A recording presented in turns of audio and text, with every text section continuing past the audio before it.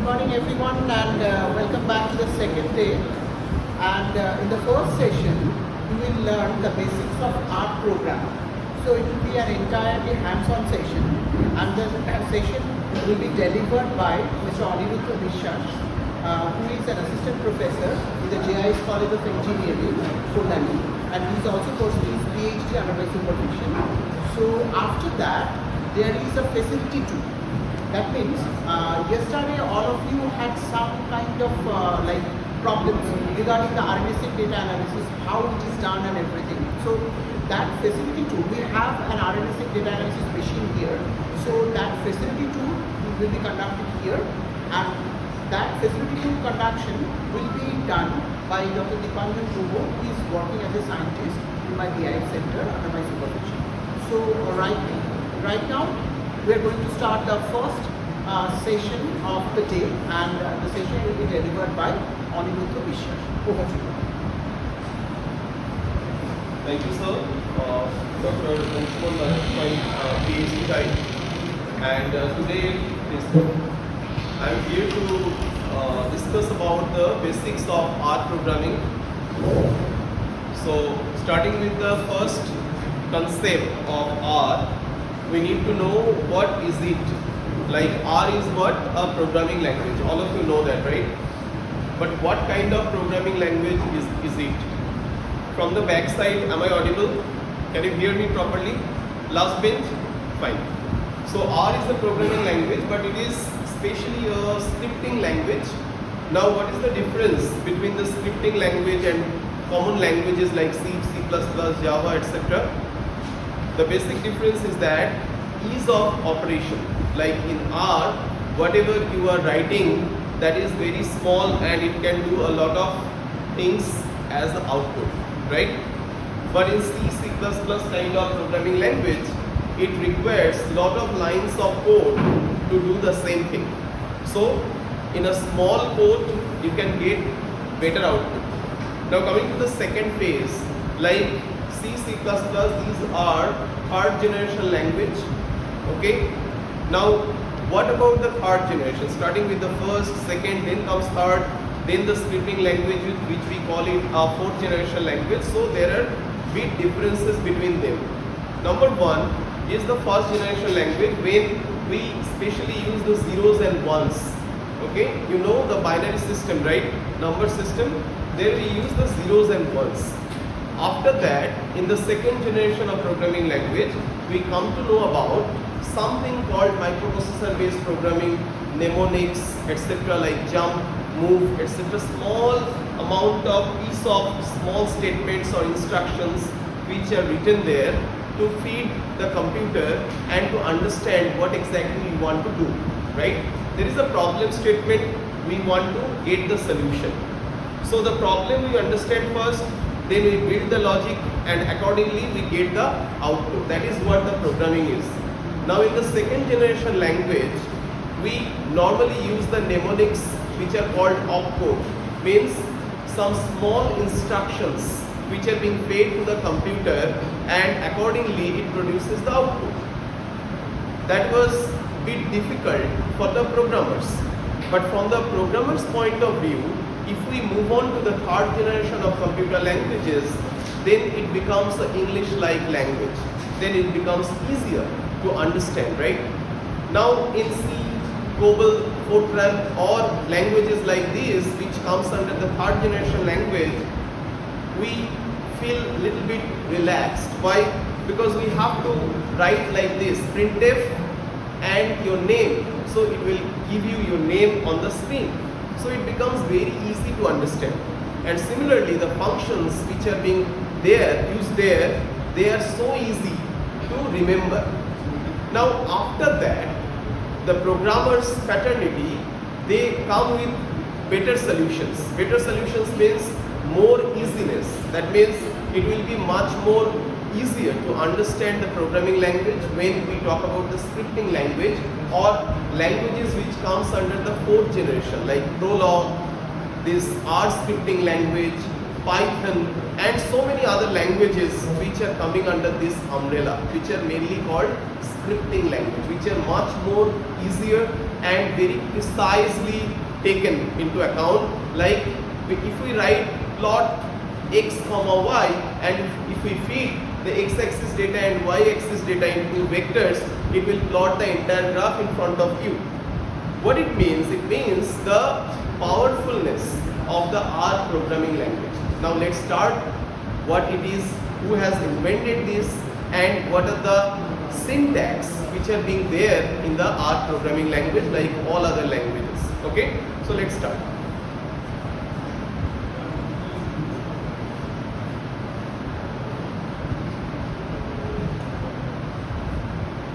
So I hope all of you can see the presentation here.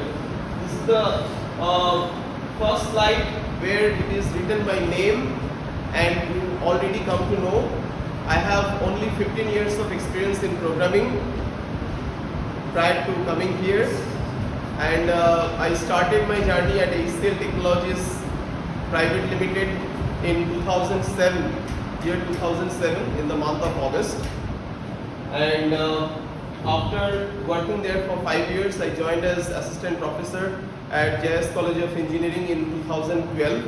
Since then, I am teaching different programming languages. So one of them is R now. Before that, C, C++, Java, C#, D, and so many other languages we had to learn.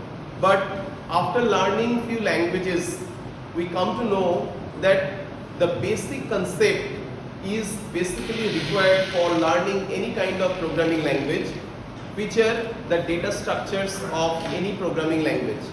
So we need to understand the data structures. Now when we deal the data in a proficient manner, then we can utilize all the knowledge which we have learned in a programming language. So if you have any prior language experience, like languages we know, English, Bengali, Hindi, etc. But we need to talk with the computer, so we need to know computer languages, right? So please take the pain to raise your hand if you know any programming language before. So if you know, yes, please sir. Python, any other languages? So Python and R, they are mostly similar in nature, but Python also has different packages, R also having different packages. You might have heard about the term called packages and library. Okay, so we will discuss each one of them one by one, and what are the difference between Python and R, where it falls, where it is more than the other. So those things we will be discussing in details, but before that, let's understand what are the basics of R programming. Okay, let's start. Fine. So first of all, we need to know what are the background of R programming very quickly, because history we will not delve into much. See, the language name is R. So Ross, Ikla and Robert Gentleman, these two people whose name starts with R, so they have invented this programming language. That is how the programming language name becomes what? R. Okay, so it was developed long back, but it is used muchly for statistical, mathematical and biological data analysis.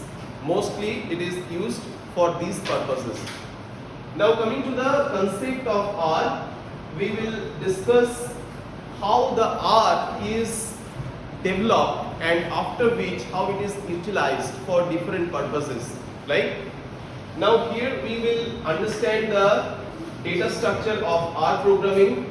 It also helps us to use graphical interpretation of data very easily. Okay, is it visible to all of you? Can you see this?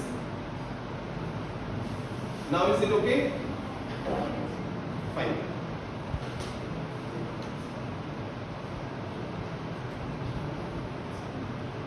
All of you might have installed the R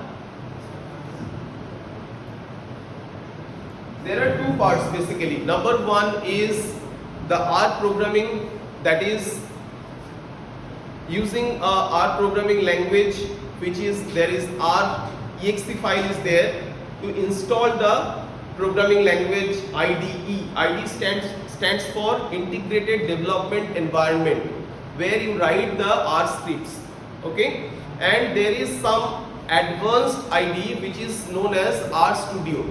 Fine, R Studio, which will have different features in it, so that you can write the script in a separate file. Okay, so you save that file for further use, and you also use the console. There is a separate window, along with you can get or see the help window as well. So I can show you that particular thing over here like this. So this is the R Studio. It is called the IDE or Integrated Development Environment, where you can see this location here. This is what the console, where you have written some variable and assigned some value. And here on the top, on the left, sorry,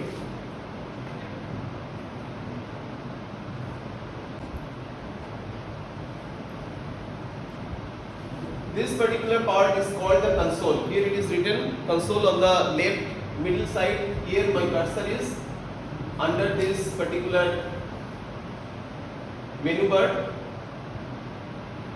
What have I written? A is assigned with a value called 6, right? So the variable A will contain the value 6. This is the console, and if we want to save our script, that we can write here. This place we can write anything which we will run further. If we want to run it further, then we can save the script over here. Say for example, I want to open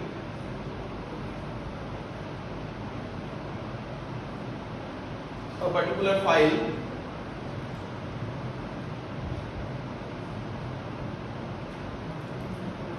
Say this file, and you can see if I double click on this, it opens the file which comprises of the script that was already saved. So we can also go for file menu, and there we can write our script file. So it will open a new untitled window where you can write your own script and save it by putting some name of the file, and later you can import or you can open from the recent file list. Fine. So this is one place where you can write everything, and downwards there is the console where you can write like whatever code you want to write in R. But before we start, we need to know what are the data structures being there in R programming. Okay.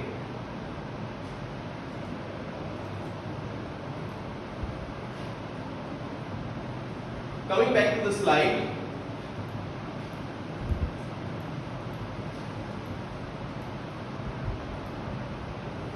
here the installation guide is given. Now, the next topic is the syntax. Now, syntax, if we need to understand, then the first and very important part to understand the syntax is like understanding the grammar in English language, or to understand or realize any particular common languages like Bengali, Hindi, or any language you want to learn. You must learn the what? Grammar of that. So similarly, in any programming language, we need to understand what the syntax of programming language. Syntax are the rules, how you have to write. Suppose for example, if you want to end one English sentence, you write full stop at the end. In C programming or so, you put a semicolon there instead. So these are syntactical rules. There are some naming convention, like you have names, right? I have name. So these names, why we have to have our names? Because someone must have to recognize me. I may possess many things, like there could be some character, okay, I may possess some wealth. So all these things belonging to me or you. So that is how we understand that she is wearing a good dress. So that dress is belonging to her.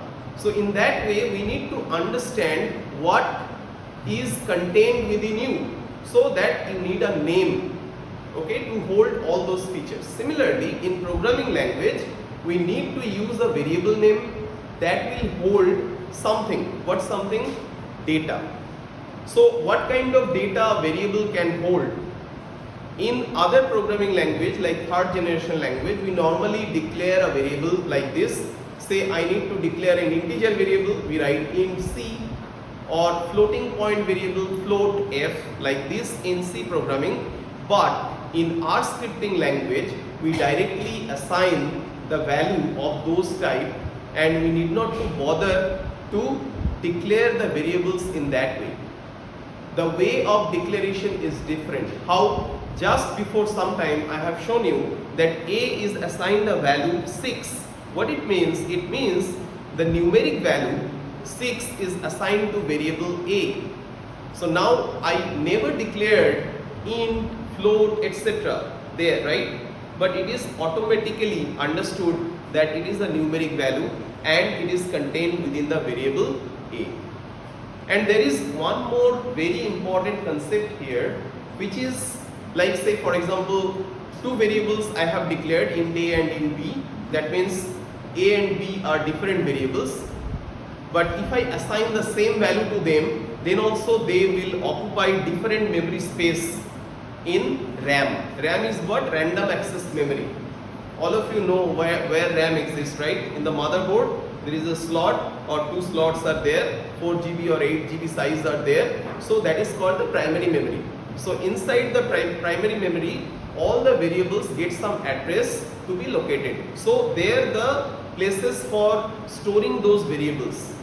Now in R programming, if two variables are having the same value, exactly same value, then there is a mechanism that the value is itself stored in the same location, and their pointers means they are pointing to different variable names, which is unlike the other programming language like C, C++, Java.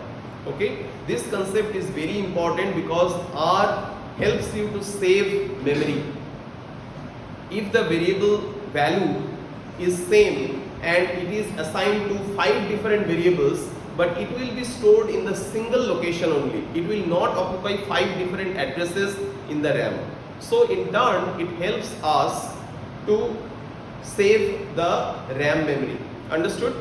Now we will understand what are the different types of objects present in R programming language. Here you can take snap, starting with the first one, which is called vector, then list, matrices, array, factors and data frames. Each one of them are very useful, okay, from the perspective of biological data analysis. Like normally we discuss with nucleotide sequences, right, in biological databases. Nucleotide sequences or protein database sequence is also there, or maybe some other sequences which are very useful to manipulate. We have to analyze those data. So there is sequences like A, T, C, G, T, C like this, and what we need to do, we need to either find the complementary DNA, either we need to find the GC percentage from that particular biological nucleotide sequence string. So all this information we can dig down or we can get or fetch with the help of this R programming language. So we need to know, isn't it? Right? So before we come to know about all those artifacts, we need to know the basics of the syntax which are being used in R programming language. Understood? So under that, first term is called the data type. Before we understand the objects, these are what? Data structure. But we need to know the data types. What types of data we can store in R programming language. Okay? Starting with the first one, the numeric value, like 5, 6, 7, etc. There is something called boolean. Boolean means true or false. Okay? That can also be stored in some variable in R programming. Or let's say integer. If we write 56L, L in capital, so if we assign this value to a variable, then it becomes an integer. Obviously it becomes an integer because that capital L indicates that it is obviously an integer number. But if we write only 6 or 7, it will become a numeric value, and it could be anything, means it could be a double. So how to check a variable whether it is of a particular type or not? So that I will show you in practical, so that you understand the type of that particular variable or its class to which it belongs to. Okay, so that you will understand in the very practical session immediately after this presentation. So here one thing you need to know, that there are different types of data type. It is shown here if you can see, but from back I guess it is not properly visible, right? So I can read it out for you. First one is logical, second one is numeric, third one is integer, then complex one. This one I missed. Complex variables can also be stored in R programming, like 3 plus 2i, 2i being the imaginary part and 3 is the integer or real part. Along with that, there are characters. Characters could be a single letter character, it could be a string, like a collection of characters also. Okay, like good, true, and within quotes 23.4 can also be treated as a character as it is within double quotes. Okay, so that can also be treated as characters. Coming to the next one, that is raw type. It is a mixture of different types of variables or data types, like it can store alphanumeric data, okay, and very big size of data that can come under the raw data type. Along with this, we will come to know about the next things which are called R objects. R objects that we have already come to know. What are they? Vector, then list, and what else? In the previous slide you might have noted, or someone might have taken the snaps, but you need to know all these and you have to learn it by heart, because if you come to know about all these objects, then only you can utilize them in programming. Okay. First, starting with the concept of vector. Now, different data types that we have already learned, numeric, then raw data type, then integer, or other data types that we have come to know. Now, where we should use them, and is there any other data types which are like advanced? Say for example the vector. This is a particular data structure where you can see that a collection of string, like here you can see red, green, yellow. These are what? Different string variables like character, green, yellow, red. These are color names. Now if you want to store them in a particular data structure, you are clubbing them together, then you can use this type of variable which is called a vector. Okay, if you have any doubt, please raise your hand to ask. Feel free to ask any question anytime. Otherwise what will happen, something will be missed out of your memory later, and as much as possible you note down what you are learning here, okay, so that you can retain it. Later on if you see this, you can, okay, this was what discussed, right? So you can understand it later as well. And if you can if you have a good speed in your writing, then whatever code is written here, you can type it in the R Studio console, so that you can learn it immediately as soon as I finish the slide. Okay, so if you pretty much time I am spending, so in between that time you can open your laptop and type the code written there, so that you can learn it immediately. Okay, otherwise it will take time taking snap, and later on you will be missing to type it. Okay, so do it now so that you can understand it. Now I was talking about this particular one.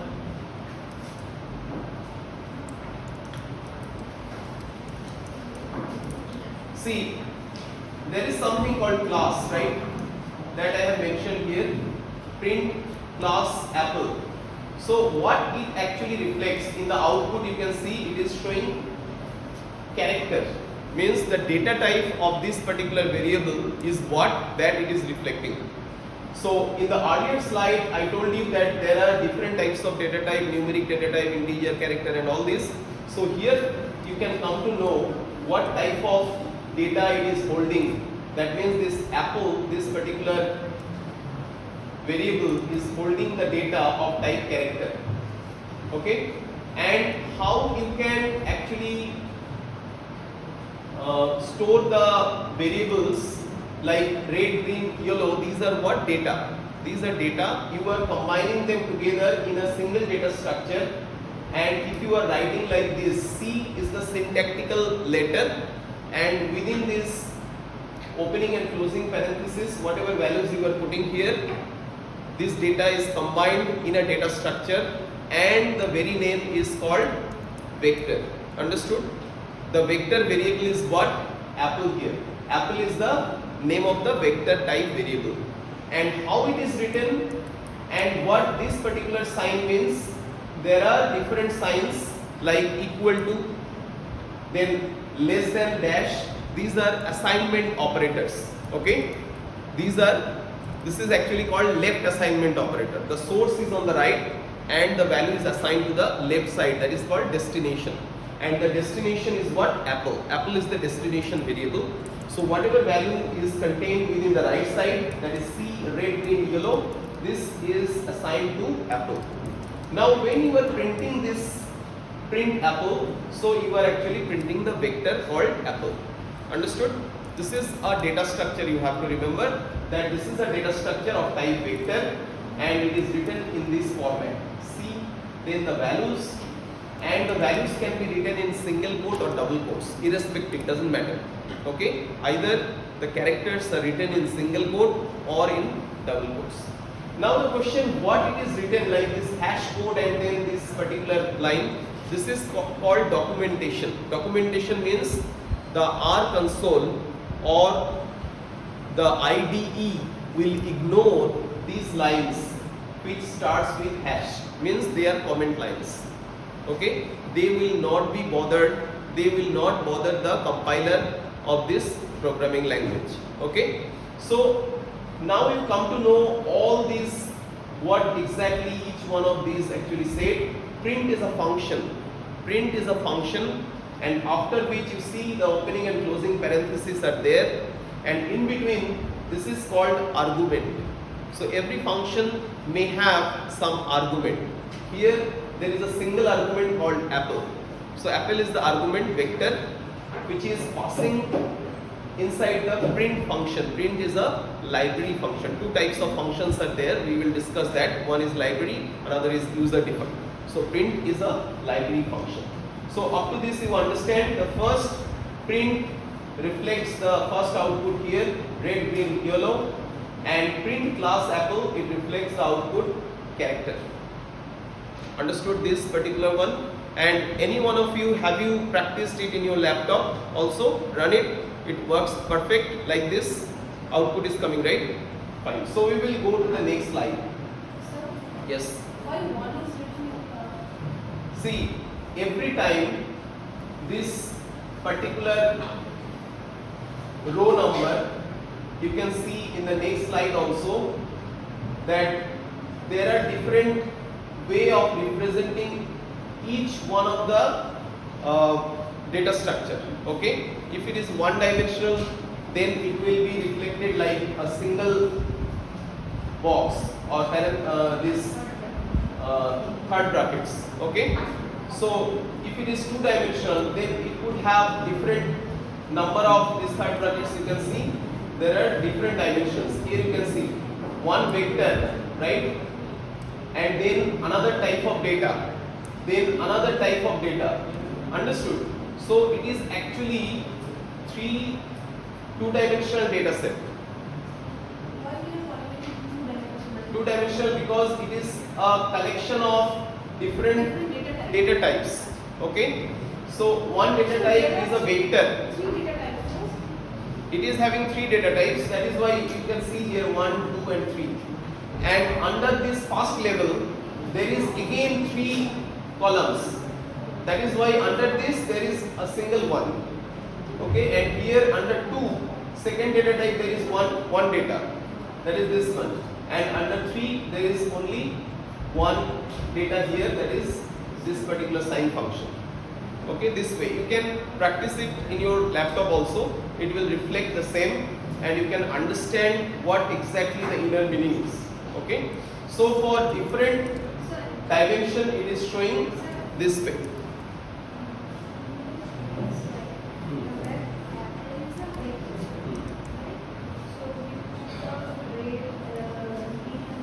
They are data.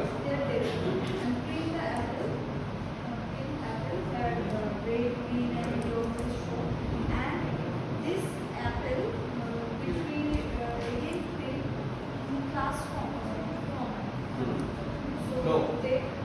That time you were printing the class of apple. Class of apple. Yes. Vector will contain same kind of data type in it, and you can print the class of that vector. Here apple is the vector name, and class apple means you are printing the class of that vector apple. Okay, so it will print the class. Class means it could be numeric, it could be character, it could be any other data type. Class reflects the data type. Yes. Apple, whatever data type it contains, everything is reflected through class print class apple. It will reflect the data type of that apple vector. Understood? Fine. Any other questions if you have, you can ask me regarding the vector. Vector is very useful because whenever we will declare some like if a vector contains ATCG, okay, so you have taken the input of all nucleotide types in a DNA, right? ATCG. So all these 4 will be taken into input as a vector, right? And later on you can use them for future purposes. Okay. So after that we need to know about lists. Here you can see the list contains the keyword here, list. The list data structure, yes. Saw that there were homogeneous collection of data, unlike list. List contains heterogeneous collection of data and it is having some different marker like these square brackets 1 and 2 and 3 that is written for different parts or different types of data which are available inside the list. Okay. So Sir, yes, what is C is written here? What will happen if C is the representation for building the vector. C means C and then opening and closing parenthesis. Okay, opening and closing parenthesis is there. C first bracket. Okay, so that means it is a representation of a vector. It is not a normal variable. Okay, C is not a normal variable, but it is a representation of a vector. So a vector is there inside list. Yes. the second part is a vector? Yes. Vector C, which is to be written in the form of list.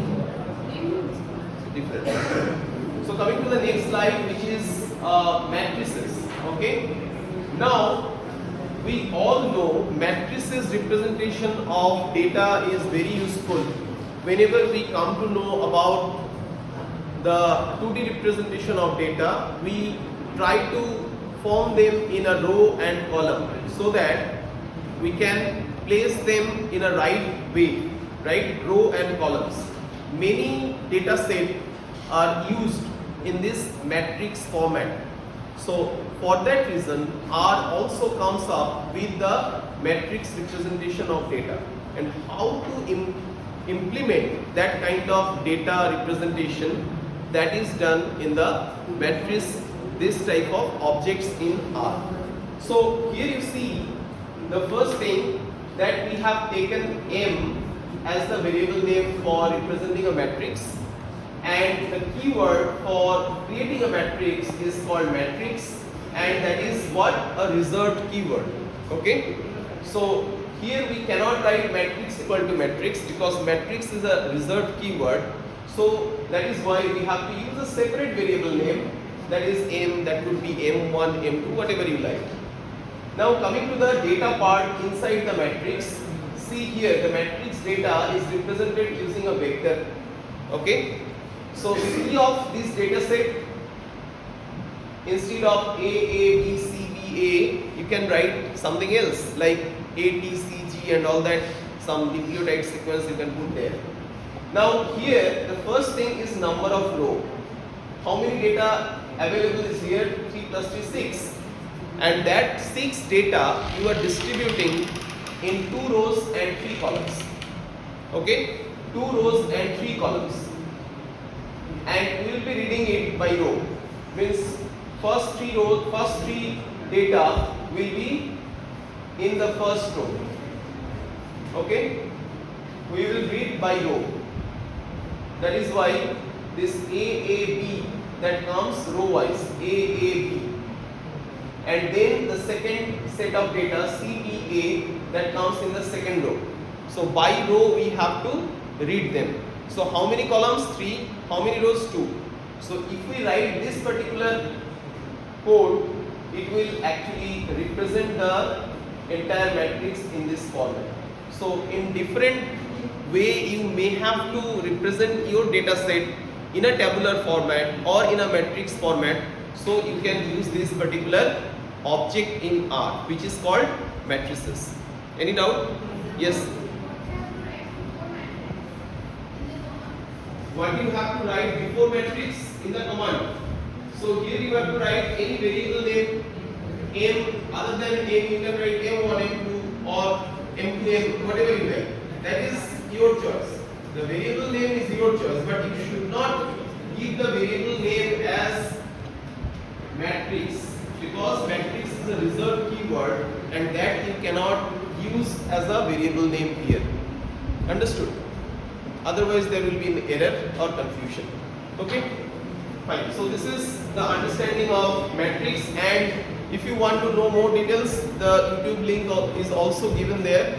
You can take snap and later on you can search it with. Okay? Now this is very lucrative concept, because in many programming languages, those who have already come to know about some programming languages, they might have the concept or understanding of array. Array is again homogeneous collection of data in a contiguous memory location. What it means?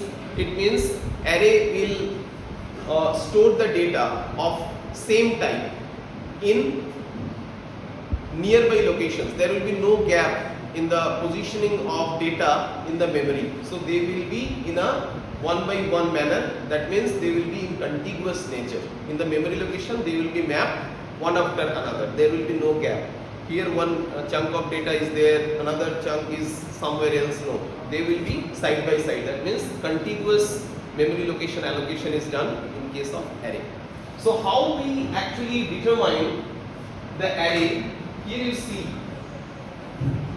again the vector we are using. Now this array, this is the keyword which contains this vector, which contains 2 data set, green and yellow. Now this particular data set we are dividing into a dimension. This particular data set we are dividing into dimension, and dimension is what? 332. 332 means, here you see 2 sets of 3 by 3 matrix.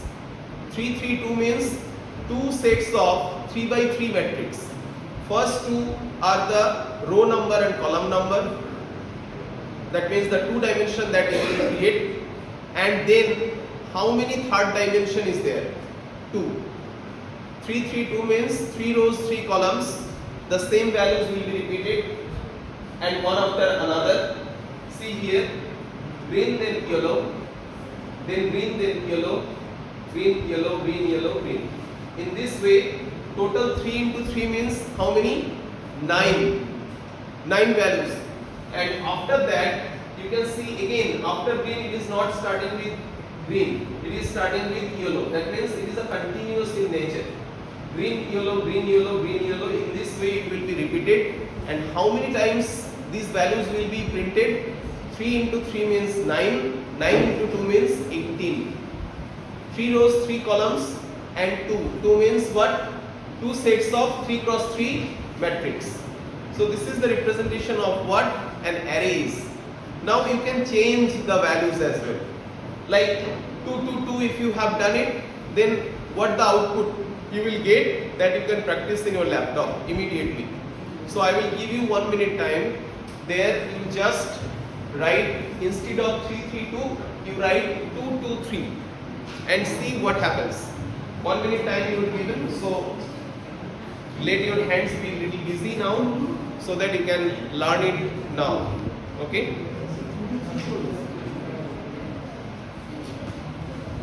Things we learned. Number one was what?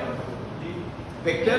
Next was list, and third one was factor, right? Matrix. And now we are coming to factors. So factors will factor you. What exactly it is and how to represent this, okay? And factor, this particular object will be much more useful than the previous ones, okay? Like vector, in every aspect we have used. This factor will also be in much uses. We will see much uses of these factors, okay?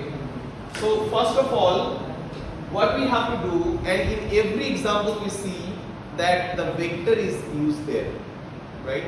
The vectors are used in every object. So vector is the basic objects, you can say. With the help of vectors, we are using vector to implement the other objects of R. Now we are coming to the concept of factors, where you can see again a vector is represented like this. Now how to factor this particular data, you can say the variable apple colors, okay? There are different colors mentioned in the data set. Now you are creating a factor object. How you are creating? See, factor is the keyword and you are passing the argument inside this factor, and that apple colors containing all these colors in the data set. Now when you pass this particular variable which is apple colors, you will get a new variable which will factorize this particular variable apple color, and after doing factor, what actually you get, that is important to see here.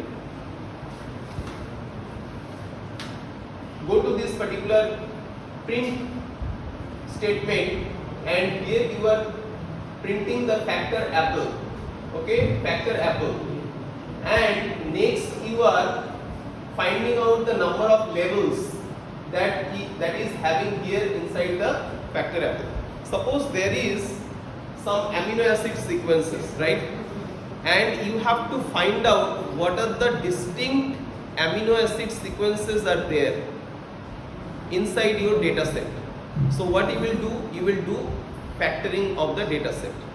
From that you will easily come to know how many distinct number of amino acids are there. Understood or not? Say for example, here there are lots of data which are repeating in nature, they are repeated, right? So what you are doing, you are factoring them, and you are, after factoring, you are creating a new variable. So after factoring, you are getting a new variable. Now you are printing that variable, and you see here the variables are actually printing what? The distinct color names. So here I am giving you the example with color names. Tomorrow you will be using some amino acid sequence or nucleotide sequence or protein sequence or any other sequence of data, and you will come to know that what are the distinct codes which are available inside that data set. Clear? So it will be very, very useful for you, right?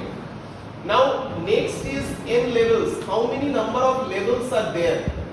Distinct levels are there. So that number, if you need to know, that will be very easily achieved from this particular statement, like print n levels and factor apple. Factor apple, this particular variable will give you the total number of distinct what? Distinct levels. Level means here this green, yellow and red. These are the distinct levels. So from here also you can get this particular number of levels available inside this data set. So isn't it very useful, this factor? Factor would be very useful because in biological data set, many of the times you might have required this particular concept, that how many types of similar sequences are there. Distinct sequences you have to find out or extract. So you can easily fetch it out from this particular object type, which is called factor. I think there is nothing much to worry about this concept, because if you once practice it, then whatever errors might come, you can rectify here only. You need not to bother at home that when I will practice, no. So you just try to practice it here so that you can learn it deeply. Understood? So all of you are requested to please at least try it once so that you get the error here and let it be corrected. Okay? I am going to the next slide, but before that 30 seconds time given to you so that you can practice it well. Okay? So those will be given.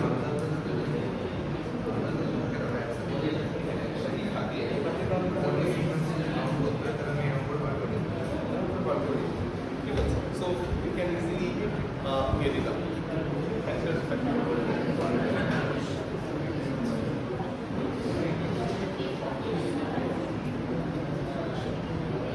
Any other doubts?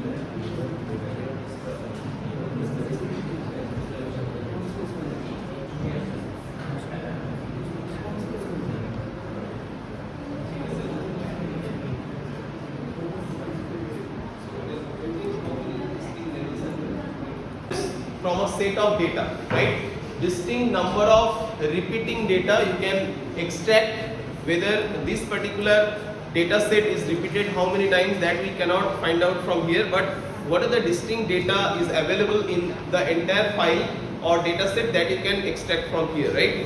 And how many distinct number of levels are there, that also you can get with the help of the function called n levels. Fine.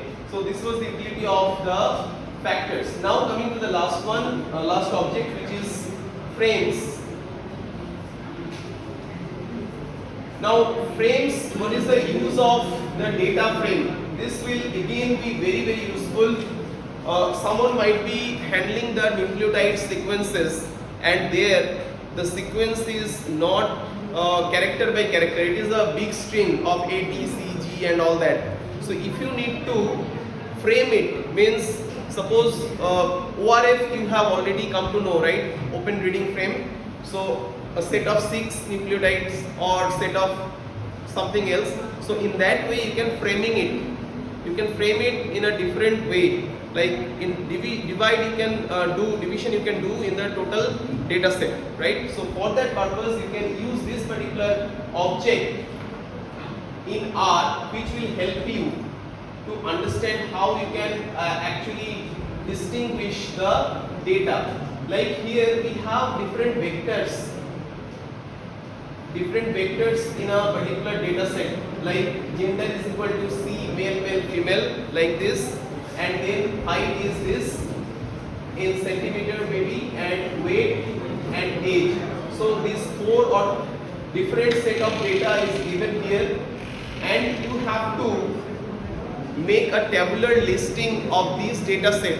Tabular listing of these data set after recognizing the actual data from these given places. Like there are different vectors. How many vectors are there? 4 vectors. Number 1 is what? Gender. Next is height. Next is weight, and then age. Now if you want to print in this way, so what you have done, you have taken those 4 vectors in a single data object. You combine those vector data in a single combined data object, which is called data frame, and the keyword which is being written for converting the vectors into a frame, it is data.frame. The keyword being used, data.frame, After using that, you can see that all these data are tabularized down, and if you give a name to the variable, say BMI is the name of the variable, okay, and that BMI is printed here, and it is printed in this way. It is printed in this way. When we have used array, there was a trouble, right? There were many square brackets, one, then coming to the next one. The representation was little bit uncomfortable. But here, when you are using the data frame, it actually frames the data in a better way, and the representation becomes soothing, right? So you can write this particular code as soon as possible, though it is little bit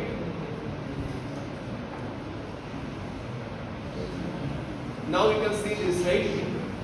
This code is visible now. So quickly write this particular code so that you can practice it here, not at home. Right now you can practice it and see what exactly the data you are getting as output.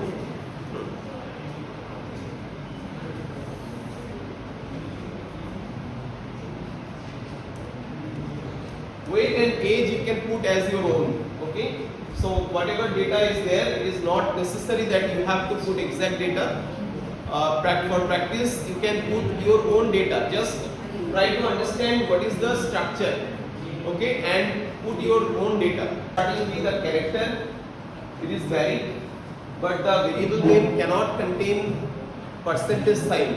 You see, if you use percentage sign in the variable name, it will be wrong, okay. Next is, you cannot use any number at the beginning of the variable name. So that you have to be very careful that you don't use the number at the beginning of the variable name.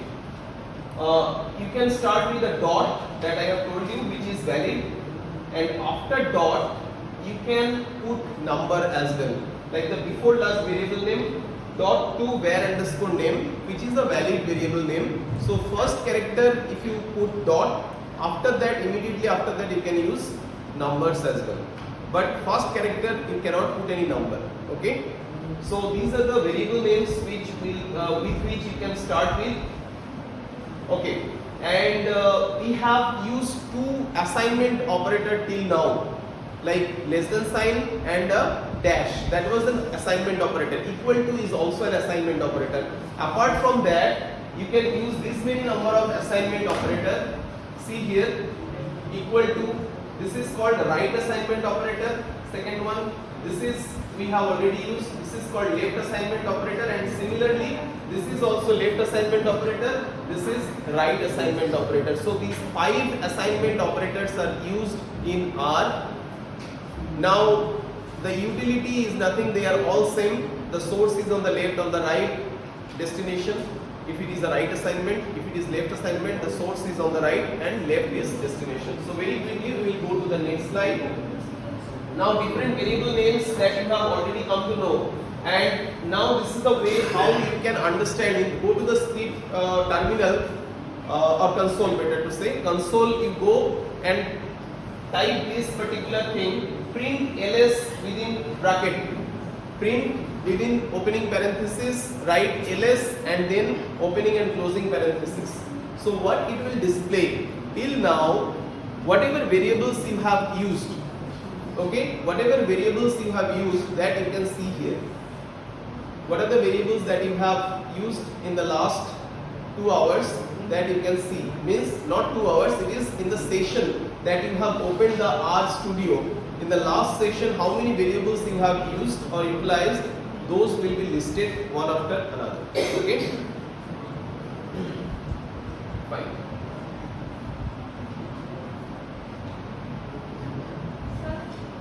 And here one more thing, yes, someone has asked, okay. See, I will give you the PPT, so you need not to take lot many snaps. So the next thing is how you can clear the variable memory locations, okay? RM is removing the memory. RM stands for removing the memory, or you are clearing the memory which is being unnecessarily occupied by some variables. Suppose after 1 or 2 hours you have practiced a lot and you have used hundreds of variables. Now you need to continue with the session, but you need to remove the space that you have utilized in the memory location. So what you do just rm list equals to ls and bracket open close. So it will help you to remove all the variables, okay, which were in the memory location. And if you want to specifically remove a certain variable, suppose a variable which contains huge data, you need not to use that further. So what you can do, you can write rm and within bracket the variable name you can put. Like .p is a variable which is not in use now, so you can remove it using this one rm.p. Okay, so let me show you here on the right, this one. So this .p, this variable is no more in use. So what you can do, you can just remove the memory and utilize the space further. Okay, coming to the next slide.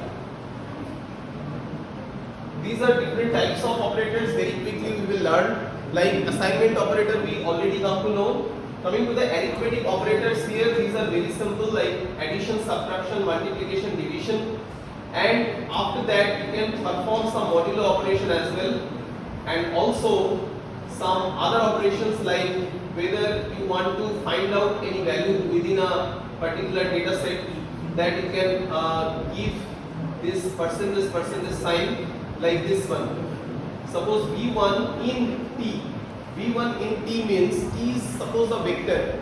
Okay, t is a vector and that vector contains 5 values a, b, c, d, e, f, g, h, or so on and so forth. Now you want to find whether that particular vector contains d or not. That particular vector contains d or not. So what you will do, you will just search it with the option percentage in percentage. So it will help you to find a value in that particular target vector or target data set. Understood? So this is the way how you can use that. So all these things will be given to you so that you can practice it further and understand what's the way to search a particular data in a given data set. Suppose for example, there is a long nucleotide sequence. In that you have to target a smaller sequence.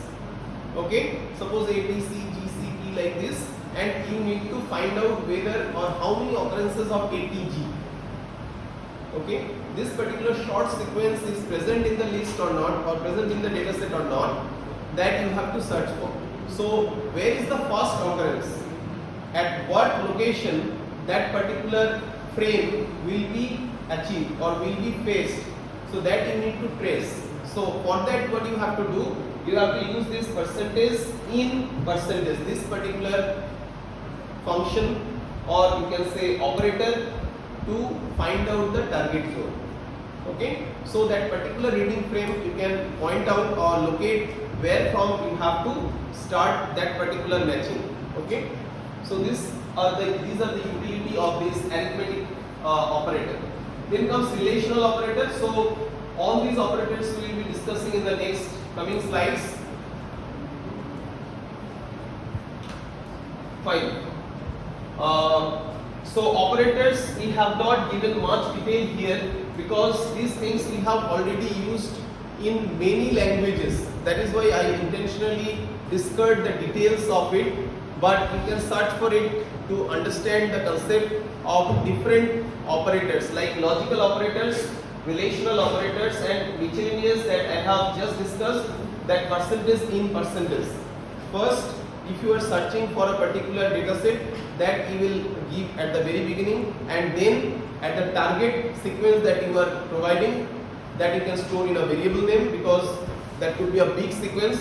So there you can use this particular symbol to fetch the target location. That is actually mainly important. Other things are very easy. So it will take 30 minutes to elapse and to learn all these things. That is why I have discarded the concepts over here. Just take a step and understand these things. If you practice, you will understand it very quickly. Okay, coming to the next one, which is the core part of programming for understanding the logical boundary of any problem. Like if you have assigned with a problem, what you need to do? You need to understand it first, right? If you understand it correctly, 50% is done. And after that, you have to build the logic whether or what way you will apply to solve this particular problem, right? Next comes what are the syntax that you have learned in R and which one you have to apply. That thing comes next. And you have to use the syntax properly, grammatically correct. Grammatically correct is said because every language has its own grammatical rule or syntactical rule. So you have to follow that. And here the first bit of learning is about the control statement or if-else statement. In many programming languages like Python, Java or any other languages like W and C or other languages, okay? So these if statement are of different types like simple if-else statement, ladder if-else, composite if-else statement. There are many, but what exactly it is done here? Now, after you write if, here you see you have written this keyword if, and within the opening and closing parenthesis you have written truth in x. X is what? X is a vector which contains some values. X is a vector which contains some values, and here you see x contains what? What is truth? These three words it contains, and it will print truth is found only if truth is inside the variable x. Okay, so now you see that x is a collection of strings. X is a collection of string which contains three different data set. What is truth? These three things are there. Now here it will be printed, the print statement will be executed only if the condition is true. Yes. The condition is true, then only the printf, this print statement will work. Otherwise it will not work. Correct? Coming to the next statement, that is called if-else statement. It is also very simple. If the condition is true, then it will go inside the if block, that is this curly brace, second bracket, curly brace. Within that there is a print statement. This condition is true, then this print statement will be executed. If it is false, this truth word is not present in the vector x, then what will happen? It will print truth is not found. So instead of this print statement, you can write thousands of lines of code there. Instead of a single print statement, you can write many lines. Understood? Clear?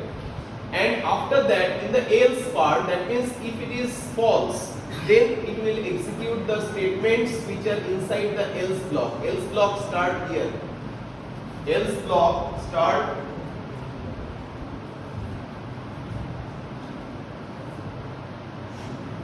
This is the else block with the curly brace open and with the curly brace ends. Okay. Within this, if the condition truth in x it is false, then the else block will be executed. Okay. Instead, this single printf, there could be thousands of lines of code. Okay. If it is true, then there is a single printf statement. Instead of that, there could be 1,000 lines of code. Okay. Now, if this one is true, then it will execute. If it is false, then else part will be executed. As simple as that. Coming to the next part, which is called switch. Switch is taking you somewhere else. Okay. Now here you see x is a variable which is assigned with some value. Inside switch we have these many parameters, or if you can say the data, first, second, third, fourth, etc.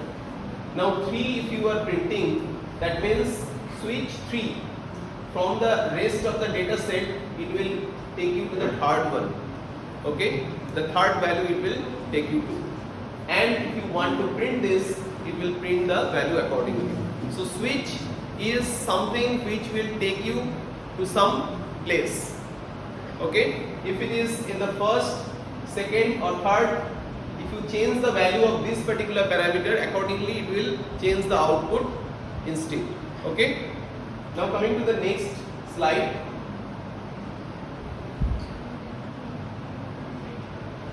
Okay, after the control statement, the next one is the loop.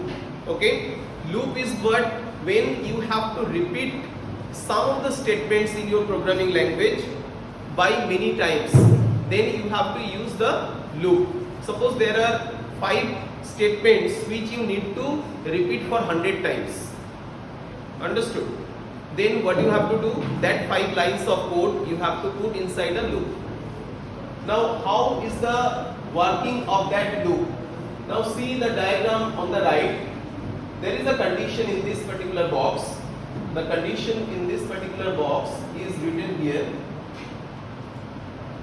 This is the condition checking. This is the starting of the program or the loop. Now if the condition is true, then it will take you to the conditional code again. At the very beginning you are putting the condition whether the particular data set is present in a bigger data set. If it is returning true, it will keep on scanning. That means suppose there is a big string, ATCG string is there. Now you find ATG at the first position. If you found it, then what you will do, you will go to the next sliding window. Okay, by 3 characters you are shifting the window, and every time if you see that the bigger string is not ended, variable name is the name of the function. Coming to the inside of the function or called body of the function, we have taken a for loop, and for loop it is starting with the variable I in 1:a. 1:a means I value will start from 1 and will end till it becomes the value of a. Okay, so the value of a, how we will come to know? See, this a value will be passed from the previous lines of codes in the program. Understood? So that value is fed into this function as argument. Clear? Now suppose the value of a is 10. If we consider the value of a is 10, so for loop is repeating the loop. Repeating the loop means inside the for loop there is a body of this loop. What it is doing, b is assigned with the value of I to the power 2. I to the power 2 means the value, first value of I is 1. So b will be getting the value of I square. That means 1 square. So it will print the value of b. So b is printed with the value of what? 1. Next time the value of I will increment by 1. By default it is incremented by 1. If you mention anything, increment by 3, by 2, then it will take that other than default value. Otherwise it will take default plus plus. That means it will increment by 1 value. Coming to the next value of I, it becomes 2. So when it will become 2, then also it does not actually supersede the value of a. That means the value of a is yet not reached. That is why the value of I becomes 2 will be again valid, and it is true, and that is why it will come again to the inside of the for loop. So the value of b will become I square means 2 square. 2 square, now the value of I is 2. So b square, I square means 2. 2 into 2 means 4. So it will print the value of b is what? 4. So first time it prints 1, next time it prints 4, next time it will print 9, and then 16, and then 25, and this way it will keep on printing till I becomes greater than a. Then it will exit the loop. This is what the loop is doing and the function is doing inside the function. It is repeating some statement that is printing the b value. So how many times it will repeat? Depending on the terminating condition, until and unless it supersede the value of what? A. When it crosses the value of a, then only it will exit the loop and then the function will end. Understood? So this was about the function. This is called user defined function. Now the last thing that you will know is about the string. String is what? A collection of characters. collection of characters A, T, C, G, nucleotide sequence, all of them are called what? Strings. Now this string manipulation is a way how you can perform different tasks. String manipulation, that is very important.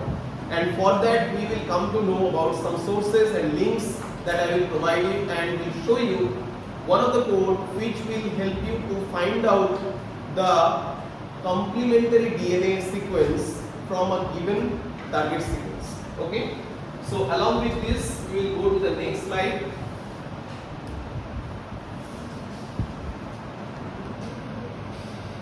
This is string manipulation.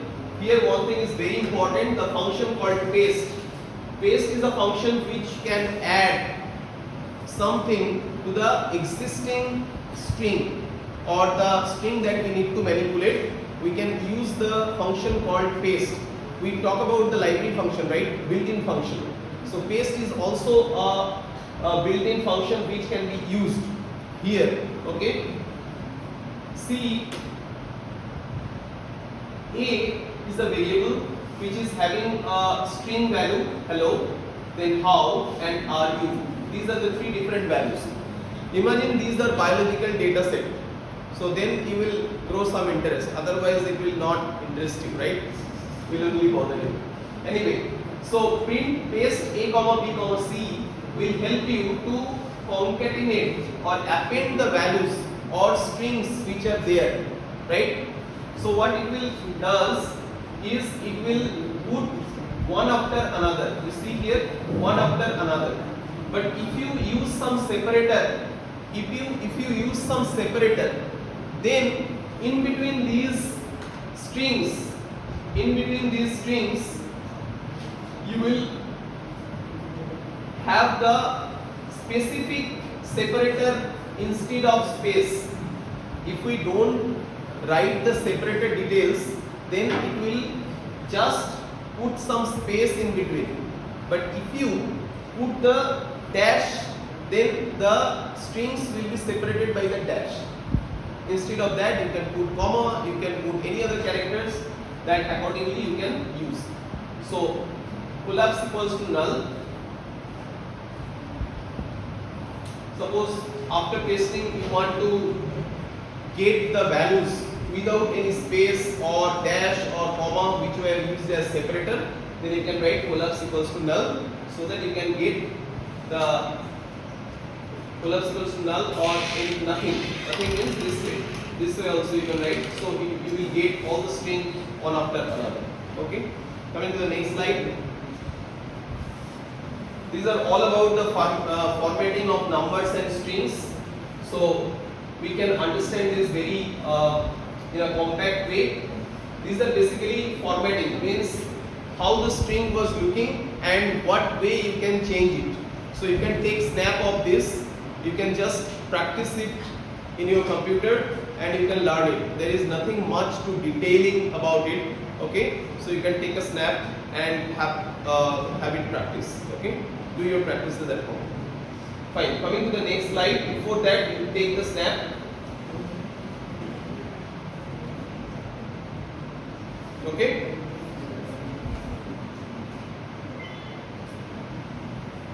these are the string handling functions.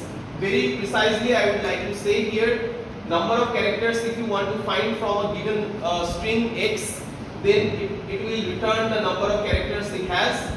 Then coming to the 2 upper, 2 lower, these are different functions which are to convert the lowercase to upper and uppercase to lower. And if you give the input as parameter here, X is the target string, so you can convert them into different case, like A, B, C, G are in small letters. If you want to convert it into uppercase sometimes, so you can use these functions accordingly. And substring is another function which are very useful. And you can see, suppose there is a big string. Now what you want to do, the string is X and the number of characters you want to extract from it, say for 5 to 12. Okay, this window you want to cut. You want to get the string 5 to 12. So what you can write, X is the target string and then you write 5, 12. So you will get that particular snippet of string from the bigger string. Now going to the next slide. this thing we have already come to know, like the vectors that you have already, the different data types that you have learned, the complex data type, the addition of complex data types, etc. is given here. So nothing much. And the vector elements accessing, that is given here. You can take snap of it. These are just practice case.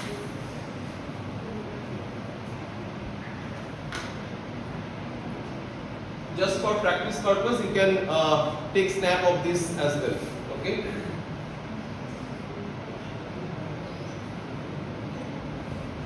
If you are done, we'll move to the next slide. This one also. I will take 2 more minutes for ending the session, because I want to show you a code which will help you to find out the complementary DNA sequence, and if you put the input and you will get the complement of it. Okay, so let's start with that.